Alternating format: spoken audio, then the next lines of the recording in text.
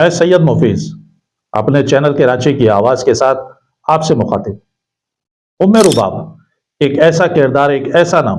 کہ جس نے سندھ کے ظالمانہ اور جاگیردارانہ نظام کو نہ صرف للکارا بلکہ اس کے خلاف میدان عمل میں نکلی۔ 17 جنوری 2018 کو اس معصوم اور کم عمر ام رباب کے والد مختار علی چانڈیو، اس کے دادا رئیس کرم اللہ چانڈیو اور چچا قابل چانڈیو کو سندھ کے ضلع میاڑ میں بااثر وڈیروں نے قتل کر دیا۔ قتل کرنے والوں میں جن ملزمان کو نامزد کیا گیا تھا ان میں 2 رکن سندھ اسمبلی سردار چانڈیو اور برہان چانڈیو سمیت 7 ملزمان کے خلاف تھانہ میاڑ میں مقدمہ درج کیا گیا تھا۔ تحرے قتل کے اس اندوناک واقعے پر اس وقت کے چیف جسٹس ثاقب نثار نے از خود نوٹس لیتے ہوئے کیس کو 3 ماہ میں مکمل کرنے کا حکم صادر کیا تھا، لیکن کیونکہ ملزمان نہ صرف طاقتور اور بااثر تھے بلکہ 2 ملزمان تو حکومتی جماعت کے سندھ اسمبلی کے رکن بھی تھے، تو ان کے خلاف کارروائی ہونا تو چھوڑیے، مقدمہ درج ہو جانا ہی کسی معجزے سے کم نہ تھا۔ لیکن کیونکہ اس تحرے قتل پر سول سوسائٹی اور سوشل میڈیا پر کافی آواز اٹھائی گئی تھی، جس کی وجہ سے کم از کم ان بااثر لوگوں کے خلاف مقدمہ ضرور درج کیا گیا تھا۔ اب اگلا مرحلہ گرفتاری اور پھر صاف شفاف تحقیقات کا تھا۔ جو پولیس ان وڈیروں کی اوتاقوں پر ماتھا ٹیکتی ہے، اپنی ٹرانسفر پوسٹنگ کے لیے ان کے آگے ہاتھ باندھ کر کھڑی ہوتی ہے، وہ بھلا ان کے خلاف کیسے کارروائی کرتی؟ لیکن جیسے میں نے پہلے کہا کہ سوشل میڈیا اور سول سوسائٹی نے اس کیس میں ام رباب کو تنہا نہیں چھوڑا تھا، قدم سے قدم ملا کر اس کے ساتھ کھڑے رہے، لیکن یہ دباؤ پولیس پر ہی ڈالا جا سکتا تھا، مگر جب عدالتیں ہی فیصلے کرتے وقت دباؤ کا شکار ہو جائے تو پھر کوئی کیا کر سکتا ہے؟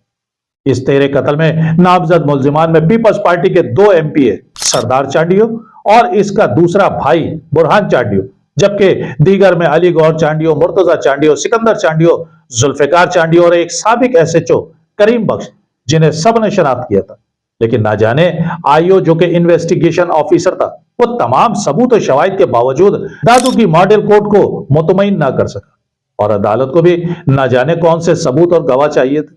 یعنی یہ دنیا کا انوکھا کیس ہوگا کہ تحرے قتل میں نامزد 8 کے 8 ملزمان باعزت بری ہو گئے۔ 8 سال تک مقدمہ چلنے کے باوجود پتہ لگا کہ ان 8 میں سے کسی نے بھی ام رباب کے والد، دادا اور چچا کو قتل نہیں کیا۔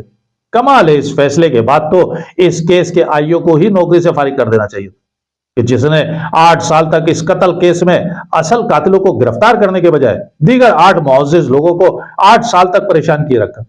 بلکہ عدالت کو اس کیس پر اٹھنے والے تمام اخراجات بھی ملزمان کو IO سے دلوانے چاہیے تھے،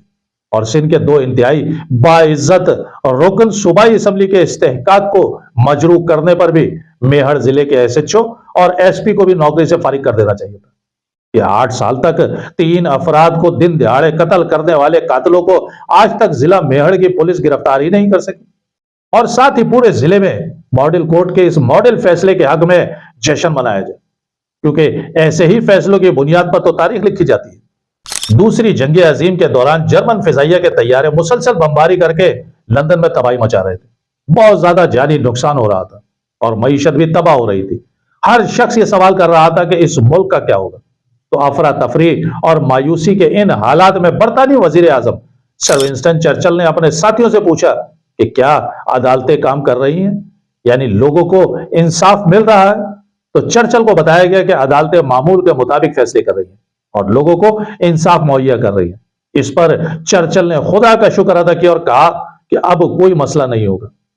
تو دادو کی ماڈل کورٹ کے جج صاحب کو بھی کوئی یہ بات جا کر بتائے کہ جج صاحب ناانصافی کی کوکھ سے بغاوتیں جنم لیتی۔ لیکن ایک بات اور ہے، برطانیہ میں تو وزیر اعظم نے پوچھا تھا کہ عدالتیں انصاف فراہم کر رہی ہیں؟ اگر انصاف فراہم کر رہی ہیں تو ملک کو کچھ نہیں ہوگا، مگر ہمارے وزیر اعظم تو کراچی میں شیری رحمان کی بیٹی کی طبعی موت پر افسوس کر دیں اور فریال تالپور کی بیٹی کی شادی کی مبارکباد دینے اسلام آباد سے کراچی آ گئے، لیکن اسی بدنصیب شہر کے گل پلازا میں لگنے والی آگ سے ان بدقسمت خاندانوں سے ملنے کا ٹائم ان کے پاس نہیں تھا۔ اس سانحے اور سازش میں ملوث لوگوں کے خلاف بننے والے عدالتی کمیشن پر سوال اٹھانے کا وقت نہیں تھا۔ تو بنیادی طور پر تو انصاف کی فراہمی کے لیے چرچل جیسا ایک عدد وزیر اعظم بھی درکار ہو، اور چرچل جیسا ہی سندھ کا وزیر اعلیٰ بھی چاہیے ہوگا۔ یہ تو ہو ہی نہیں سکتا کہ اس تحرے قتل میں نامزد ملزم ہی پیپلز پارٹی کے رکن ہوں اور انہیں عدالت سے سزا ہو جائے، یہ تو ہو ہی نہیں سکتا۔ क्या भूल गए इसी नौयत का एक केस मलिर मेमन कोर्ट में हुआ था कि जहां नाजिम जोकियो जो कि बेचारा एक गरीब आदमी था, उसने एक गैर मुल्की को मुबैना तौर पर तलोर के गैर कानूनी शिकार से रोका था, जिसके बाद उसकी तशद्दुद ज़दा लाश मिली थी। उस केस में भी हस्ब रिवायत पाकिस्तान पीपल्स पार्टी का एक सिंध असेंबली का रुकन जाम अवेज गौराम और एक कौमी असेंबली का रुकन जाम अब्दुल करीम और तकरीबन 22 मजीद मुल्जिमान शामिल थे। उसमें नाजिम जोकियों की बीवी ने बड़ी दिलेरी और जुर्रतमंदी के साथ इन बाअसर वडेरों को फांसी के तख्ते तक पहुंचाने का आजम किया था। लेकिन फिर अचानक एक दिन खबर आई कि नाजिम जोकियों की बेवा शीरी जोकियों ने जाम बरादरान और दीगर को माफ कर दी।